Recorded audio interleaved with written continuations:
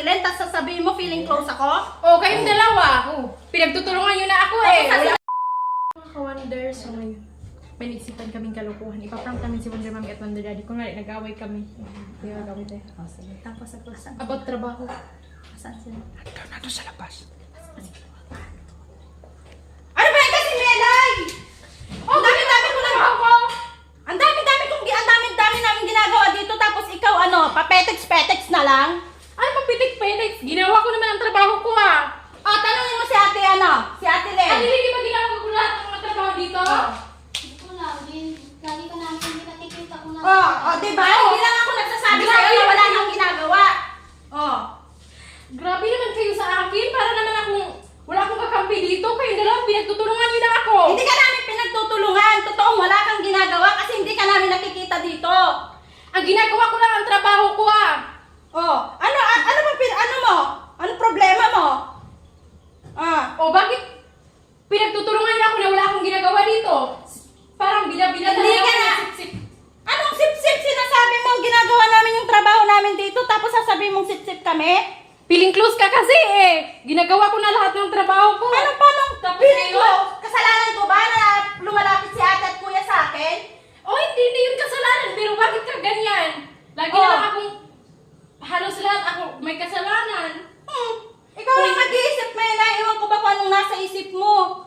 Kami nga dito ni Ate Len, busy nga kami dito sa loob, tapos sasabihin mo, feeling close, Hoy, busy. O ako sa labas. Hoy. Ginagawa ko lahat naman. Nagidilig ako ng halaman. O kuya. Ano kinilingan nyo?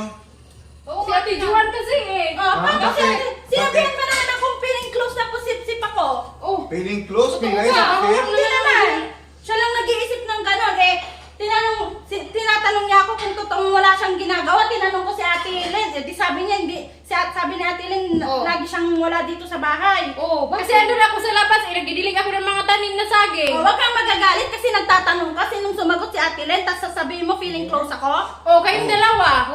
Pinagtutulungan nyo na ako eh. Tapos Wala sinabi akong niya pinagtutulungan daw namin eh nakikita naman ng dalawang isip. Ay, dalawang Dalawang mata. Nakakita Dalawang ka dalawang mata mata pala. Oh. Tapos, bakit, magbati nga kayo, mamay? Isang kwarto yung Bakit ako magbati sa'yo? Galit na galit ako sa'yo. O di hindi, sino ka ba? Dumating nga ako dito, wala ka dito, masaya ako eh. kasama kayo dito sa mansion, tapos ganyan Oh. yung ugali Oh. niyo, gawin-away. Ano ba? Ano ba yung... Batiin mo na siya. Huwag Batiin na mo kayong yung mag-away Milay. para kayong mga isip batay, Parang no? yung mga ano Hindi na nga. Oh. Sorry. O bakit parang matigas yung sorry? Ikis mo. Ikis mo ulit. It's a prank! Ikaw? Parang totoo yung acting ang Hindi. mo. It's a prank lang yun. Ano nga sa Ay, prank? naman yun ah. Wala Parang totohanan yun ah. Wala ang katotohanan na. Tayo yata yun eh. Hindi, joke lang yun. Para dinadaan-daan lang sa prank. Uy, magaling kasi sa drama si Ate Juan. Ayos ka. Milay? Parang Sinatalo naman yun.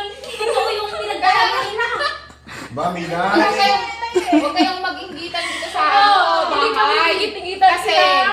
pare-pare, kung sino yung nakikita naming masipag, syempre yun yung bibigyan namin ng pabonus. Oo. Ito yung magtatamad-tamad ka, bakit ka bibigyan ng bonus? Oh, tama.